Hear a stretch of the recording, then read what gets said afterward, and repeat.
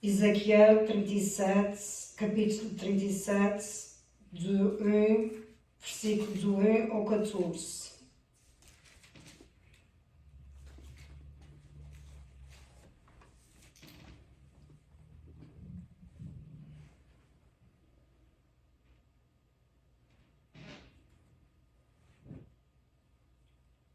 Glória a Deus.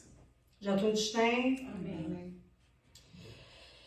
Aqui a gente temos o tema que é a visão de um vale de ossos secos. Eu pus aqui um tema que significa a mesma coisa, que é o espírito e vida ao que está morto. Amém. O nosso Deus tem vida plena para quem o busca através da sua palavra. Transforma tudo aquele que se entrega a Cristo Jesus. Amém? Amém. Então vamos ler do 1 a 3, porque eu quero ler por parábolas para me explicar o que é que Deus quer. Amém. E veio sobre mim a mão do Senhor, e o Senhor me levou em espírito e me pôs no meio de um vale que estava cheio de ossos. E me fez andar ao redor deles, e eis que eram muito numerosos sobre a face do vale, e estavam sequíssimos. E me disse: Filho do homem, poderão viver esses ossos? E eu disse: Senhor Jeová, tu o sabes. Aleluia. Então aqui a gente se percebe que Deus está chamando o profeta Ezequiel a advertir o povo, ou seja, a chamar a atenção do povo, para que o povo o venha buscar e assim trazer vida a esse povo que era o povo de Israel. Porque é que Deus mostrou para Ezequiel esse vale dos ossos secos, igreja? Porque se esse povo não se convertesse de verdade, era esse o futuro deles, um vale de ossos secos, ou seja, um cemitério. Daí Deus dar esta visão para Ezequiel. Qual era o objetivo desta visão? Deus queria que o povo visse o seu futuro lá na frente, que se não arrependesse e voltasse para os caminhos do Senhor, era o que lhes ia acontecer em suas vidas. Aqui eu tenho uma referência em Romanos, marquem porque para procurar, para a gente não perder muito tempo. Romanos capítulo 6, versículo 3, que diz assim: Pois o salário do pecado é a morte, mas o dom gratuito de Deus é a vida eterna em Cristo Jesus nosso Senhor. Porque o salário da morte é o pecado. Deus mostrou para Ezequiel a morte daquele povo e o fim para eles no cemitério cheio de ossos secos. Se eles não se convertessem de verdade, eles ficariam assim. Vamos continuar para o versículo 4 e 6. A continuação. Então me disse: profetiza sobre esses ossos. Diz-lhe: ossos secos, ouvi a palavra do Senhor. Assim diz o Senhor de Jeová: a esses ossos, eis que farei entrar em vós no espírito, e vivereis, e porei nervos sobre vós, e farei crescer carne sobre vós, e sobre vós estenderei pele, e porei em vós espírito, e vivereis, e sabereis que eu sou o Senhor. Aqui, quando se refere a espírito, é espírito de vida. Não é Espírito Santo, porque é que se diz Espírito, que tem letra minúscula. E quando tem letra maiúscula, aí refere-se ao Espírito Santo. Daí eu te explicar. Aleluia. Glória a Deus. Glória a Jesus. Aleluia. Aqui nestes versículos, Deus mostrou a Ezequiel o que ele deveria de fazer. Aleluia. Agora vou passarmos capítulo 32, versículo 8, que diz: Eu o instruirei e o ensinarei no caminho que você deve de seguir. Eu o aconselharei e cuidarei de você. Ou seja, Deus deu uma instrução para Ezequiel, deu uma direção. Ezequiel profetiza sobre este vale, sobre esses ossos secos. Foi a direção de Deus para Ezequiel. Irmãos, o mesmo Deus quer para nós. Profetizamos sobre as nossas vidas, o nosso casamento, os nossos filhos, a nossa salvação, a nossa família, em tudo o que é ligado em nossas vidas. Isso é o que Deus quer para nós, esta fé e transformação, aplicando isso todos os dias em nossas vidas. Amém. Continuamos no versículo de 7 a 10. Então profetizei como me deu ordem, e houve um ruído enquanto eu profetizava. E eis que se fez um rebuliço, e os ossos se ajuntaram, cada osso ao seu osso. E olhei, e eis que vieram nervos sobre eles, e cresceu carne, estendeu-se a pele sobre eles por cima, mas não havia neles espírito. E ele me disse, profetiza ao Espírito, profetiza ao Filho do Homem, e diz ao Espírito, assim diz Senhor Jeová, vem dos 4 ventos ao Espírito e assopra sobre estes mortos, para que vivam.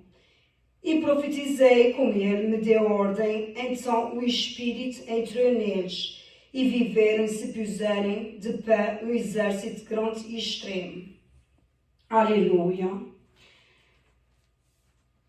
Irmãos, quando obedecemos a Deus, o poder do Senhor manifesta-se. Agora vou para Tessalonicenses, capítulo 5, versículo 20, que diz... Primeiro ou segundo? Primeiro. 5. Capítulo 5, versículo 20. Não tratem com desprezo as profecias, porque coloquei esta referência.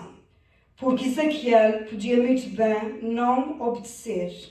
Mas o que Deus mandou fazer, ele escolheu obedecer, profetizar sobre aqueles ossos secos, sobre aquele vale. Hoje, irmãos, não é diferente, aplicando-se também em nossas vidas. Devemos profetizar e obedecer e não rejeitar as profecias. Amém? Amém. Uhum. A profecia é bíblica, algo de Deus, pois Deus é fiel. A palavra de Deus nos alerta. Não devemos desprezar essas profecias.